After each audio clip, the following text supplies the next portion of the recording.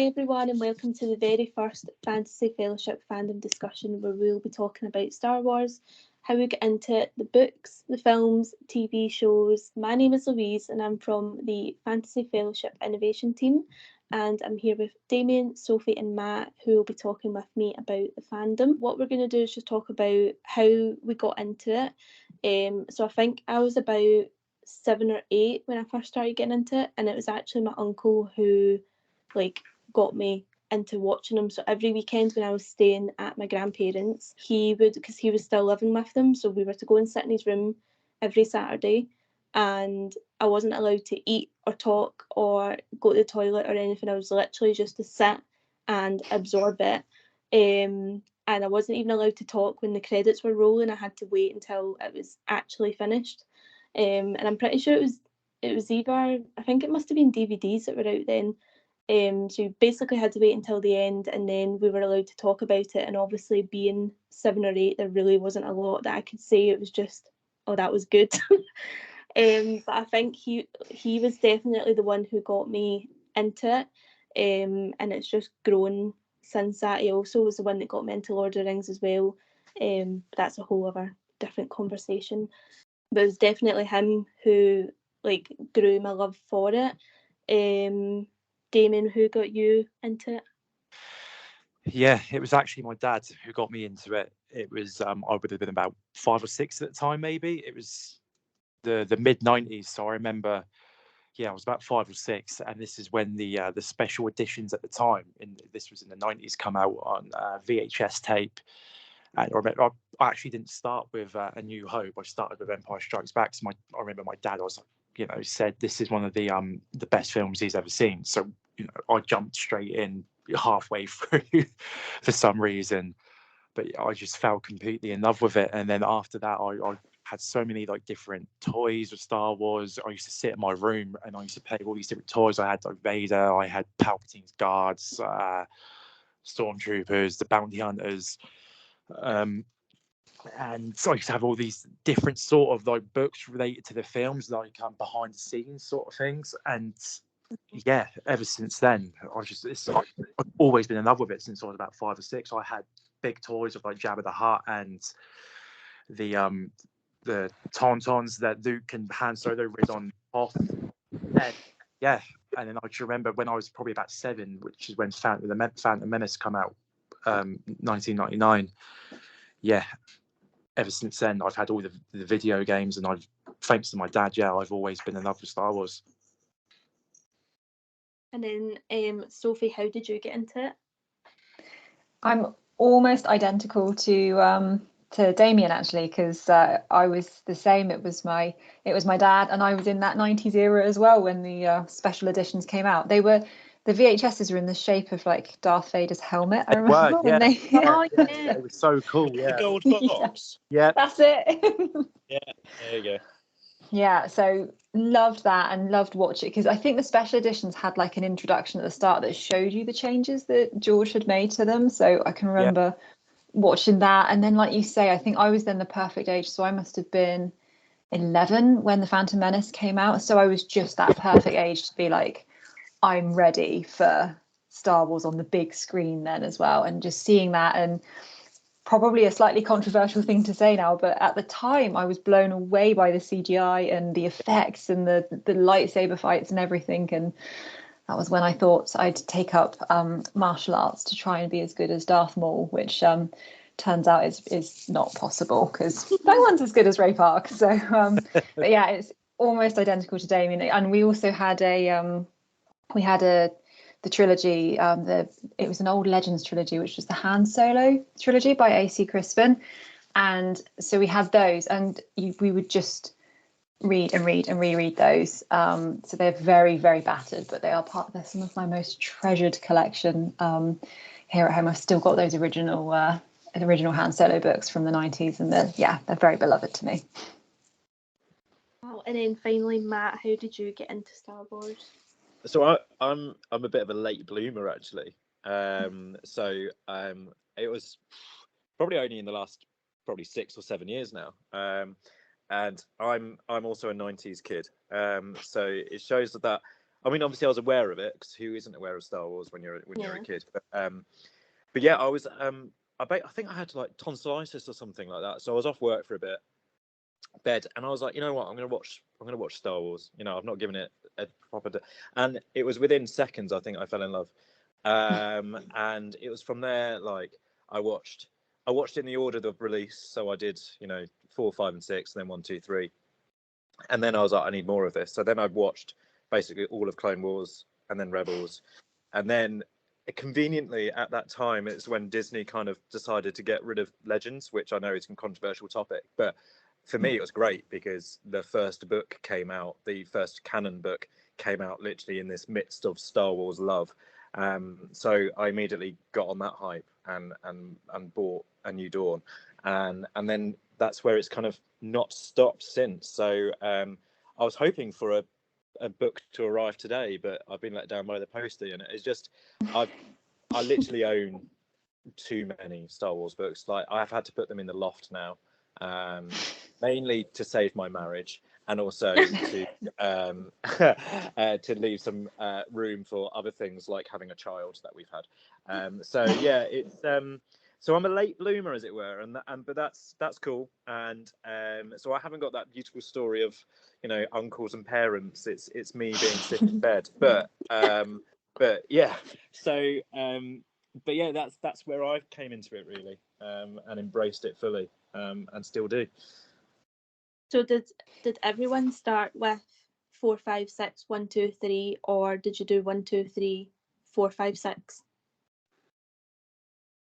Yeah, well, I started with weirdly started with Empire Strikes Back, which is 5, but after that I did do you know, A New Hope and Return of the Jedi, and then when Phantom Menace come out, 1999, so I was born in 1992, I would have been about 7 or 8, and then from then, yeah, done the prequels, got all the video games. I remember the Phantom Menace on the PlayStation 1, which was absolutely sick game at the time. I used to struggle with it. Used to make me cry because I was young, so I couldn't do it. Used to get my dad to try and help me out. But yeah, that's how I originally started, was with the originals 4, 5 and 6, or in my case 5, 4, 6, and then yeah, sort of became like my entire personality when I was young. I remember because my uncle, he was 80s. I think he was born in the 80s, so he would have done 4, 5, 6 first, and then 1, 2, 3. So because he did that, I had to do that. And I remember for the longest time thinking episode 4 was actually 1. Yeah. And when people were talking about 1, 2, and 3, I kept thinking of 4, 5, 6. And I mean, I'm not confused now, but I still remember being really young and being like, what film is this guy talking about? Yeah, absolutely. But it's like the only film franchise that you're encouraged to watch it completely out of order, isn't it? Yeah. I can see why people do watch it from 1 to 9 or whatever, 1 to 6, but you know, just for me anyway, from a storytelling perspective, I just think it's a lot better to watch it from 4, 5, 6, and you see how Vader's this evil, oppressive, you know, guy. You know, he looks evil, he acts evil up until obviously the last film, where you start to see shades of the good man beneath. But I think it's more rewarding to go back and watch 1, 2, and 3, because you see how, you know, he wasn't always this evil cyborg. He was, at one point, he was a young boy who, you know, dreamed of helping people, and you know, he was this sort of prophesied messiah, so to speak. You know, he was destined to grow up and actually, you know, become the force of good in the galaxy. And I just think it's more rewarding to go back and see that, and see his transformation from what is initially a pure, innocent young man to obviously the darkest character in maybe film and fiction history. Yeah, it's funny though. I actually I recommended to a complete sort of newbie to Star Wars. I actually recommended that she watch them in 1, 2, 3, 4, 5, 6 order, because I just she's much younger than me anyway, and I felt like for a young audience coming into it, even though I completely agree, Damien, I would go, traditional order, I thought for her, for like an accessibility thing, I don't know, I felt like episode 1 was an easier point for her to jump in at, because I just kind of went, oh, it's the Ewan McGregor films. I think to get you into that kind of Star Wars groove, because I don't think the original trilogy has dated or aged at all. I still think it's brilliant, but I do recognise that I'm completely biased when it comes to Star Wars. So I agree with that. Actually, to take a step away from it, I think a more modern audience do think that they are showing their age a little bit, and so I wanted her to get into it and love it. So I actually went, start with the Phantom Menace, start with Ewan McGregor, and then work your way through. You have Natalie Portman, you have Liam Neeson, big names that everyone knows, and then people know Harrison Ford, but you don't really know Mark Hamill, you don't really know. No, exactly. So she seems to be enjoying it, thankfully. Yeah, and you have Duel of the Fates and the pod race scene, which Duel of the Fates, right? Yeah, in my opinion, it's the best lightsaber duel. Or if we're considering the new Disney stuff, I do rate the recent Obi-Wan and Vader duel. But Duel of the Fates is incredible. Mm-hmm. Oh, it's iconic. So do you think if you were to recommend it to someone who's never seen it nowadays, do you think it would have to be 1, 2, 3, 4, 5, 6, or do you still think it should be 4, 5, 6, 1, 2, 3? I think it depends on the person, doesn't it? Like, if I would say, I think I'd still go 4, 5, 6, 1, 2, 3, mainly because of, I think Damien was saying, it's in the sense that you the characters you've heard of, like Darth Vader, they might ask, like, is Darth Vader in 1, 2, 3, and you'll be like, not really. Not too much aware. So to go to the characters that you know about or you've probably heard about, maybe go 4, 5, 6, and then immediately you go to 1, 2, 3, because then you get the backstory. But I also completely see, if you are a person who likes the start, beginning, and the end, why 1, 2, 3, 4, 5, 6, and of course 7, 8, 9. We haven't even mentioned them, but they are there too. You can watch those afterwards as well. Definitely wouldn't watch those first, but no, because then you'll get very confused. But it depends how they want to go about it, but I see merits in both ways, most definitely. Yeah, I would say I'd have to agree with Matt, because bias aside here, Darth Vader, he is pretty much the most iconic fictional character of all time, isn't he? And if you recommend the Star Wars films, as Matt said, people will say, "Where's Darth? Why is Darth Vader not showing up yet? Where's Darth Vader?" And it's just, I just think it's more impactful. You get introduced to him as this evil, tyrant, and then you go back and you see that he wasn't originally this way. What spurred him on to become this way? How he ended up this way? Like Matt said, if you start with, I can see there's merits to starting with the beginning, but I just think from a more powerful storyline perspective, do the original trilogy first, and then go back and then watch how all of this unfolded. Watch how Obi-Wan ended up this broken man on Tatooine. Watch how Vader becomes this evil, destructive force. Yeah, watch how Yoda ends up on Dagobah. Yeah, that's my point of view. Yeah. Have you tried Machete Order? What's that? Machete Order? Have you heard of have you not heard of the Machete Order? No. Okay. So you start with A New Hope, and then you do Empire Strikes Back, and then you flash back, but you take it from like a Vader flashback. Apparently they say cut Phantom Menace when you do Machete Order. So you flash back to Attack of the Clones, then you do Revenge of the Sith, and then you come back to Return of the Jedi to get like a real gut punch of Return of the Jedi, and then you go on into the sequels. I don't know where you'd fit the spin-offs into those. Start with Rogue One, maybe? That's quite an interesting way of looking at it, actually. You end Empire Strikes Back with the I am your father. Yeah. And go back to the flashback of young Anakin. That's quite cool. I've never heard that before. Yeah. Give it a go. Yeah, might have. And then So I know we've spoken a lot about obviously the first 6 films, but if someone came to you, I think this might be a question more for you, Matt. If someone came to you and said that they want to start reading Star Wars, where would you recommend them to go? Oh, that's a great question, and one I get asked a lot. I think it really depends on.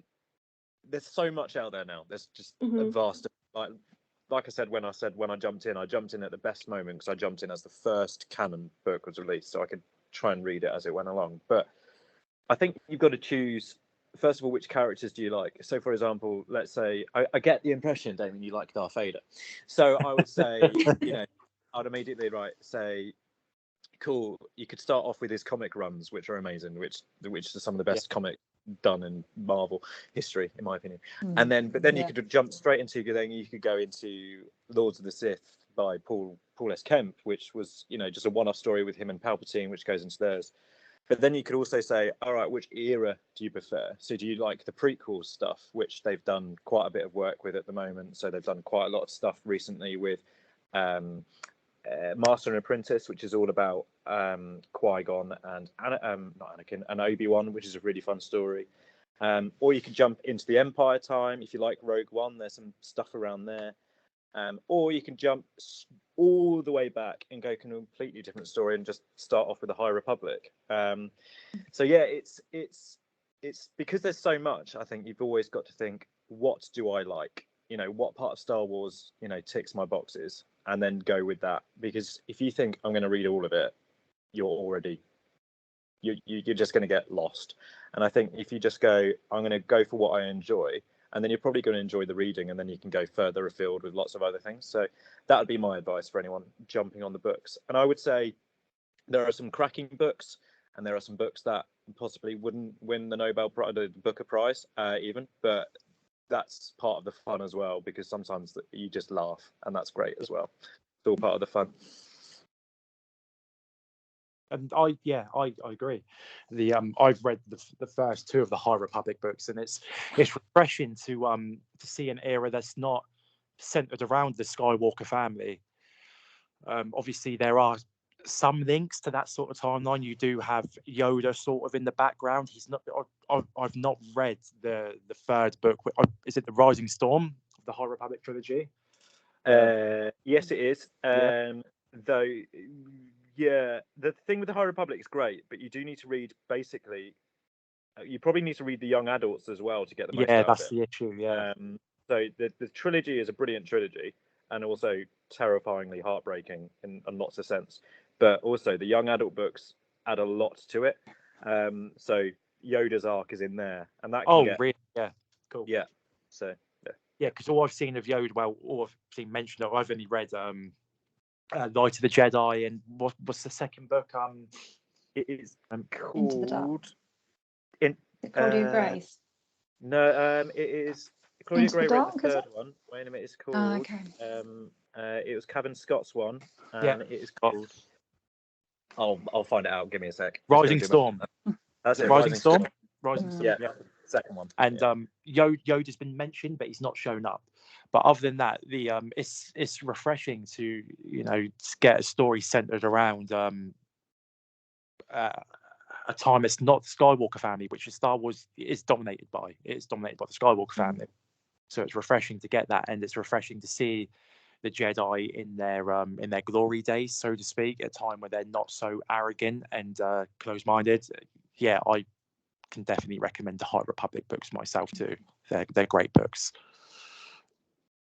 And I mean, I feel like I need to wave the Legends flag, the Legends banner over here, because I've dabbled in both. I've done quite a lot of the canon books, but it was actually Legends for me that really stole my heart. Maybe because I started with them, because I started reading them just before the Disney takeover, and then freaked out that when Disney were going to take it over, that they would then discontinue Legends for some reason. So then I was just buying them all for a penny on Amazon to just in case. Wow. Which, how wrong was I? Because they're now re-releasing them with beautiful covers. But for anyone who's unfamiliar with Legends, these were the books that we had pre the Disney takeover, and for a long time they were some of the only Star Wars that we had, like once kind of the prequels had run their course. And they are very overwhelming when you look at them, because there's just so they've been being written since the 80s. And some of them have got these incredible like 90s sci-fi kind of pulpy covers. They're such a joy to look at. And they have some really, really good entry points as well, because you can, like the guys were saying, you can go right back to the dawn of time with characters that aren't connected to the Skywalker family, or you could go post Return of the Jedi and do the kind of what was our sequel trilogy for a while, which was the original Thrawn trilogy by Timothy Zahn. And it's so much fun to read those and then compare that to the direction they took the sequels in, and then just kind of reflect on the different directions that kind of both eras went in. I will forever wave the Legends banner over here, because I just think there's some, and for people who get hung up on like, oh, but they're not canon anymore, I'm like, I think if you can sort of let go of that, and because if you just want to focus on canon, then you're missing out on some incredible Star Wars stories there. They're really quite magical. So yeah, I can highly recommend some Legends books too. Well, yeah, you mentioned Thrawn, and I'd like to talk about Thrawn actually in a moment. But you've mentioned more of the Legends books, and whilst I've not actually read any of the Legends books, I do know a bit about them. And I know that post Return of the Jedi, one of the main like antagonistic forces were, if I'm saying it right, the Vujan Vong. The Yuuzhan Vong. They are my favourite Star Wars villains ever. Aren't they essentially like space orcs that are immune to the Force? And, that is basically spot on what they are. From what else I've read, that Palpatine was aware of the Vujan Vong, and that he knew they were coming, and that's why he created the Empire. Because he was that like sounds incredible. Everywhere. Honestly, Legends is wild. Yeah, it's that's how Thrawn comes into the story as well, because Thrawn's people are threatened by the Vong, aren't they? And that's one of the things, I'd love to see that in current canon Star Wars. Although one of the theories is that they are being introduced, but as the Grish that's it. Yeah. So hopefully we do see that. I was wondering that when I read that, the kind of the newer Thrawn books, whether they were going to introduce them. Yeah, the Vong are such a fun. They are very divisive. I think so you'll have some people who just couldn't stand the New Jedi Order, which is the series they came from. It's a 19 series of books written by like the authors who, like when you think of what these authors did, I think it's about 5 or 6 authors, and they just came up with 19 books between them, and it is cohesive and it makes sense and it just flows, and it's amazing. And the Vong, they were such a unusual, because we're so used to like either some kind of the Empire, the First Order, or we're used to Sith, and then these, like you say, space orcs came along, and it's like they're immune to the Force. So what the heck do the Jedi do now? Because Luke did have a kind of budding New Jedi Order at this point, so they just presented such a problem for the Jedi that it was, and Luke and his family, in that it was it was a really stunning series, and very much hoping for Vong to come into future canon. I think it'll be a lot of fun. Yeah, definitely. I think so too. Hopefully that does become a thing.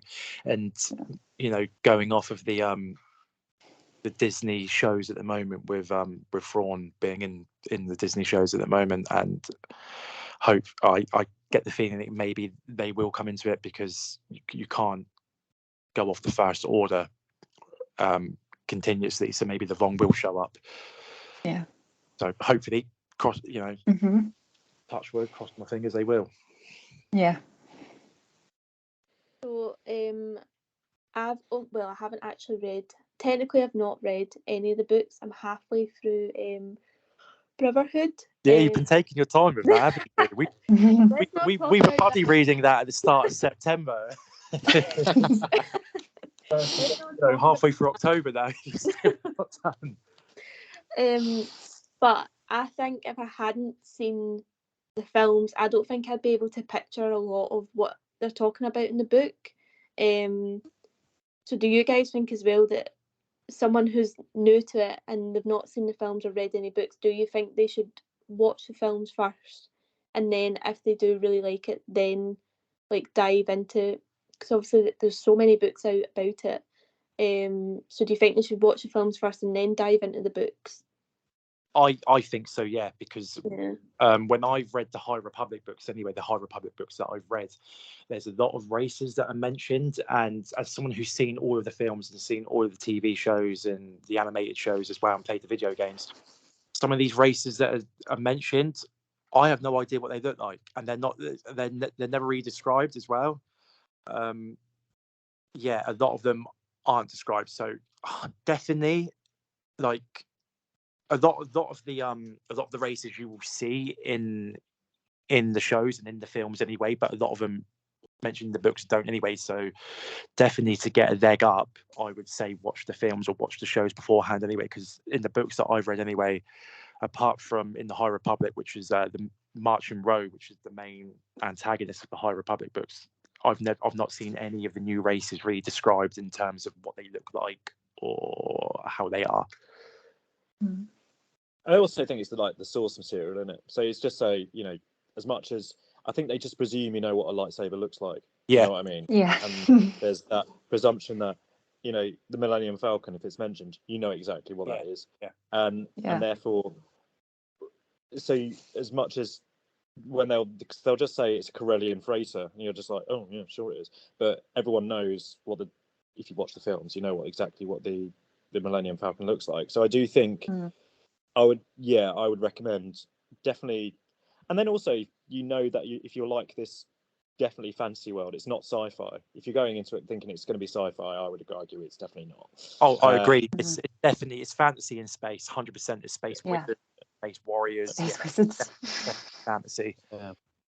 So I would say watch it. Think, am I going to enjoy this? Because a film is 2.5 hours. A book can be a lot longer, especially if it's specifically done through a novel. Thank you so much to everyone who's listening, and if you liked the discussion that we had, we also have a community Discord, which is Fantasy Fellowship. You can find more information over on our Instagram page at fantasy_fellowship, our Twitter at fanfellowship.